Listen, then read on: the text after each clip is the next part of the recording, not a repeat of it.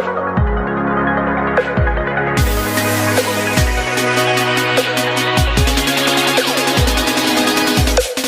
going on, y'all? This Peter. We back with another book review. Today we doing the book The Upcycled by Blackthought. Member of the Roots, people from Philly, you already know. I'm super excited about this book. I went through it, I read it, it was real interesting. I'm wondering if any of y'all read it. If y'all did, let me know what y'all think in the comment section. Again, it's Peter. We're back with another book review. Let's get it. All right, early in the book, he talked about the who we become and how his family was always there for him throughout his entire life and how they helped him develop into the person he is today. And I thought that was dope because I had a similar experience with my family. And my family always been there for me. They fought for me, they ride for me, they cried for me, they suffered for me. And like, I thought it was a dope like perspective on how they protected him and did all that for him to develop into the person he is now. Like, he didn't have to be anything that he wasn't. He didn't have to act like somebody he wasn't. He didn't have to be fake about nothing. He just was authentically himself. And I feel like my family did the same for me. There's a lot of things that I was protected from, I was sheltered from, and a lot of things that was kept from me in the midst of craziness and crazy times and being in the hood and all that. But I still always felt like I could be Peter and be myself. So that's one of the things that he referenced throughout the book a lot that I really thought was dope, because my family did the same and let me unapologetically just be Peter. You feel me? All right, another thing he talked about in his book, he referenced Philly a lot, which of course I appreciate, being though I'm from Philly, born and raised. But one of the things that he talked about, just looking over my notes, was how tough it was for his parents and everything that they experienced back in the late 70s, early 80s, how crazy it was. And like, his mom had a dope situation set up for him and he was cool, but he ended up like burning down the place that they were living in, playing around with fire, and he was just so interested in seeing how things work. He ended up burning down the place and how it shattered their whole existence, and things never got back on track to the way they was. But his mom always did his best to try to provide and provide like a comfort home, a comfortable situation. His dad got killed when he was younger, so his dad wasn't around. But just like, it really made me think about all the things my mom and dad had to go through around that time, and how like it wasn't, that generation had so much shit to deal with. It wasn't like it is now, where we have so much access to help, therapy, to ways where we could vent and really just, you know, get a lot of things off our chest and get help. Don't get me wrong, it was around them, but it ain't as accessible as it is now. And it just make me understand how crack hit so hard. Like, it gives me a little bit more understanding to that, because at them times I just couldn't imagine, like, if you don't see no way out, no way up, and then all of a sudden some form of release come, and then like that's all it takes is that one time to get there. And so yeah, I could imagine, man. It just really make me more sympathetic to my situation and my parents. But that's one thing that he talked about his mom, and how after the house burned down, it was kind of a struggle for them to kind of get things back on track. But she did her best she could before she ended up getting eventually, unfortunately, hooked on drugs herself. So yeah. All right, one of the things that I thought was funny listening to this book, he was talking about how him and his friend used to battle using words out of the dictionary when they was younger. And if you know Blackthought, you definitely can understand, like, listening to his music, that's how he rap, that's kind of how he flow. And it's funny if you think about it, because sometimes you listen to Blackthought or Tariq, you can't really, you got to pay attention. You got to understand where he's going, because sometimes you listen to hip hop and you could think like, I know exactly where they're going, I know exactly what they're going to say. But when you listen to Blackthought, you got to kind of pay attention to understand, because you never know where he's coming from or where he's going to go with the flow. So I definitely could see that being funny.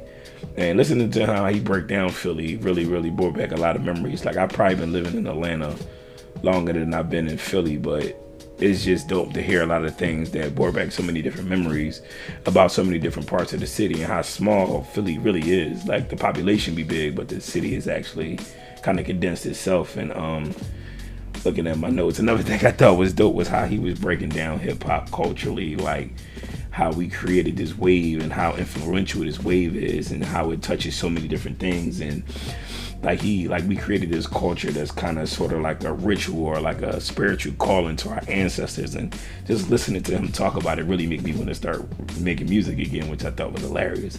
Because sometimes where he be talking to be like a bar, like, Tariq, bro, you should probably run for political office. You probably could be the mayor, because you be talking sometimes, it be making me hype. And I really do appreciate the book.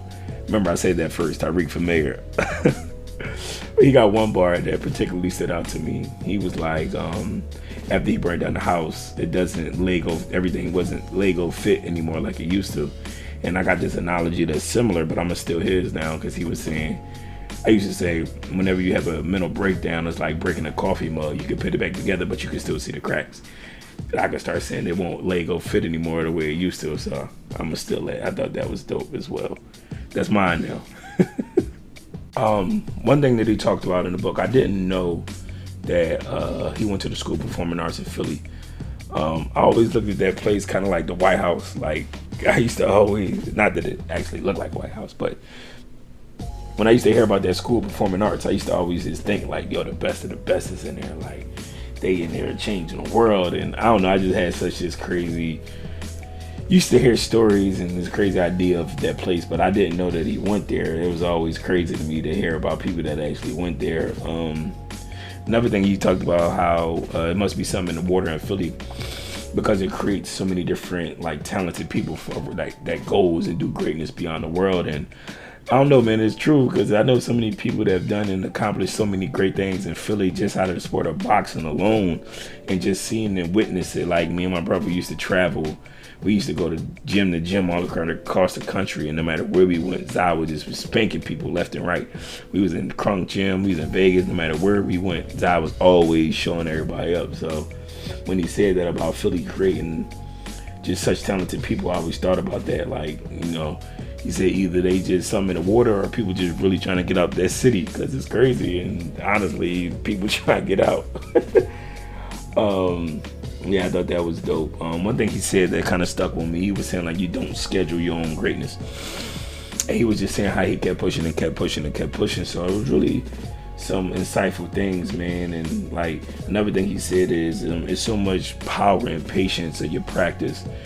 And again, Blackthought with these bars, man, really be killing it. But the patient and practice of your powers is like amazing, man, because a lot of times me doing this, I be feeling like ain't nobody paying attention, don't nobody care, like, I'm done, I ain't doing this no more. But I constantly get reminders like, Pito, is okay, like, let's focus on what we doing, let's hone in, you're gonna touch, it's going good, it's all gonna be good. So a lot of bars he dropped, and I really was loving it. Another thing he was saying, like, doubt. Like, a lot of times doubt left unchecked become paralyzing, and if you keep doubting and stuff like that, you end up not moving at all. And I got so many other things that I'm into and that I'm doing, and knowing that I can't get caught up in doubt and not believing, I wouldn't be able to accomplish a lot of things I'd be able to accomplish. I wouldn't be doing this right now. So he definitely got some bars in his book. I definitely need to check it out, for real. Now, one of the things he talked about how a lot of the boys having sex with a lot of drugs addicts around that time, and I could definitely speak to that, because I lost my virginity when I was like 12 or 13 to somebody that was older, that, you know, you couldn't recognize that at the time, but as a man now, I understand that she wasn't like right in the head at the time, and probably should have never happened, but it was just the circumstances that I was in at the time, which was crazy at the time.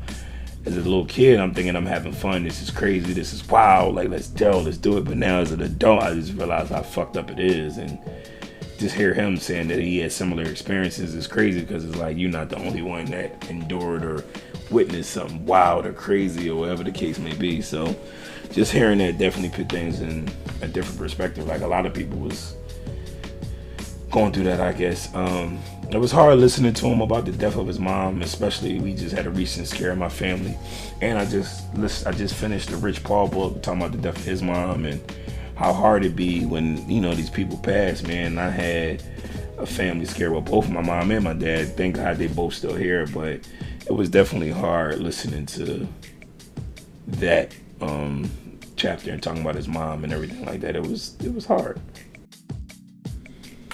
Now, my highlight to the book was definitely hearing him talking about how he met Questlove, and I thought that was dope, and how they had their issues back and forth, and how had times where they had fallen outs, and that was dope, and how they met and all that was good, and him creating and the music aspect of it, I thought that was dope, and how he was talking about all these black artists that he spent time with and he did all these shows with, and it just sounds so magical. Like, I just wish I could have been there in that moment.